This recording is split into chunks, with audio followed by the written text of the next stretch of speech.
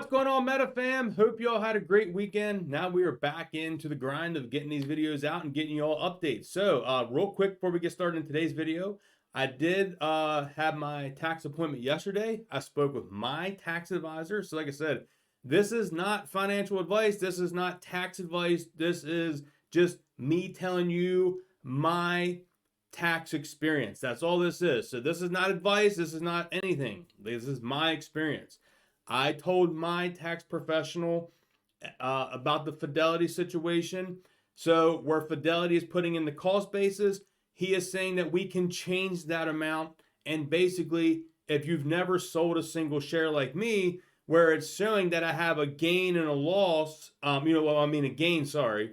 I'm going to come out with a better detailed video on this. I just wanted a quick summary because people's going to wonder I had my appointment yesterday. But yeah.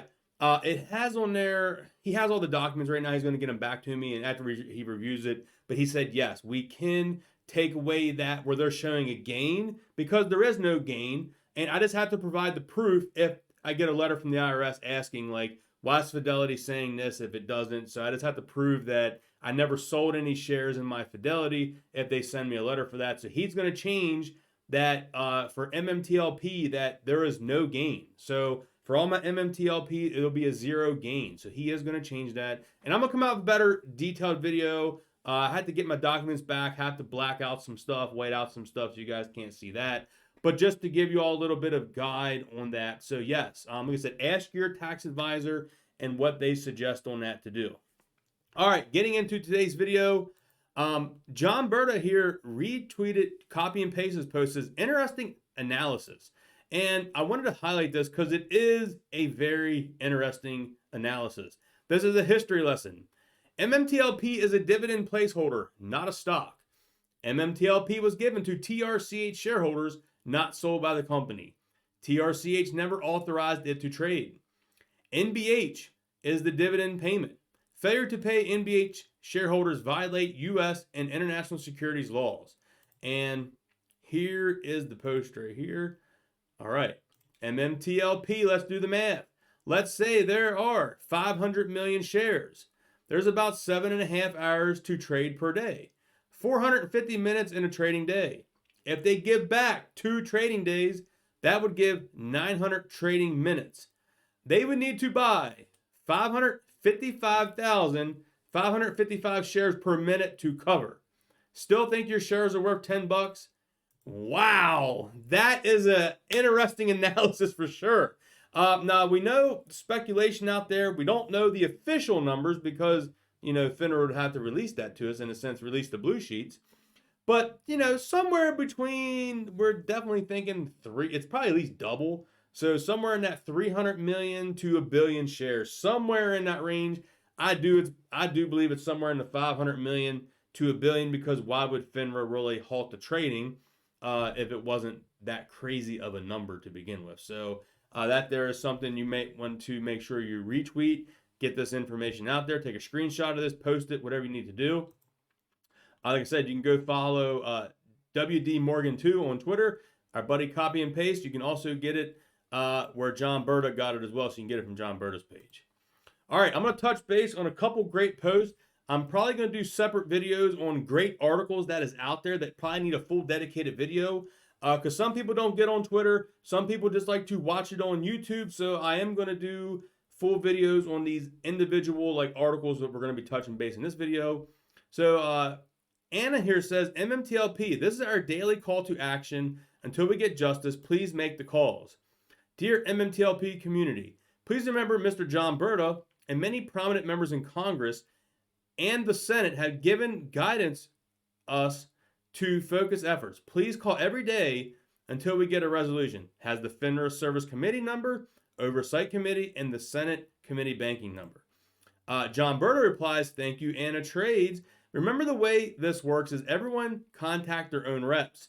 They then all convene behind the scenes with their staff and determine who is going to run with this because it is a big deal. This is with the Oversight Committee and they are on it. Thanks. So thank you, John Berta, for replying back to Anna. All right. We got this post here. CC retweeted at the Honey Badger. He says, the MMTLP community was robbed on December 9th. We are stuck with no resolution and no shares. Congress, we need your help. Here, the Honey Badger says, actually, I got to retweet that out for him as well. There we go. Okay. The Honey Badger says, FINRA was at one time authorized by Congress to protect America's investors, but on December 9th, 2022, MMTLP, FINRA is authorized by Congress to protect American investors by making sure the broker-dealer industry operates fairly and honestly. We have received more than 624,000 brokers across the country and analyzed billions of daily market events. Well, we know they definitely failed the retail investors on this here. So thank you again, FINRA, for failing to do your job once again. All right, our buddy Mark Bazil here says, MMTLP stakeholders, you are very lucky to have such outspoken, market-sophisticated persons in John Berta and Wes Christian as your advocates, moving mountains and shaking things up to improve markets. Hashtag release the blue sheets. Hashtag MMTLP strong. MMAT GTII. So there we go. Like I said, thank you again to Mark. If you don't know who Mark is here, here's his little bio on Mark. Securities and public company restructuring, SPAC attorney representing public companies, and complex financial litigation in federal courts around the country. So there you go, guys. We got this gentleman on our side working with us, so that's fantastic. All right, this here is a good one. John Berta retweeted Curtis's thread. That's right, BleedBlue18 on Twitter. Please share this thread. He says, kudos to BleedBlue18 and the entire crew who put this together.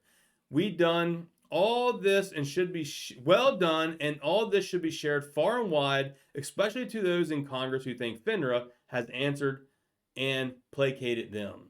And so here is the actual article here. It's a thread, and I believe I'm going to come back and do a whole separate video on Curtis's thread to really focus on, this whole thing. So, like I said, Curtis definitely deserves to get this in a whole video, so I'm going to go back and do that. We also got Frank Nez here. The blogger here says, MMTLP investors now reaching out to oversight committees, and he has a whole article on this as well. Almost 30,000 views on this post here from Frank. So whole story here dedicated to us. Again, this is one that's probably going to get a whole separate video on it. There's just so much great articles coming out, people spreading information, and it's really exciting, man. The people is getting aware of what's going on here. And this here is kind of breaking here. This is literally breaking news from MMAT News. FINRA is facing serious legal issues with multiple lawsuits filed against them. The regulator that's supposed to protect retail investors is hurting them instead. And this is an article from investorturf.com. And I believe this is another fantastic article that deserves to get its full, video broken down. So pretty much that's what we're going to do. I got like 3 articles that need a full breakdown. So I will come out and do those. Like I said, this here is the, highlight of the video right here. Let me deactivate the camera. So there you go.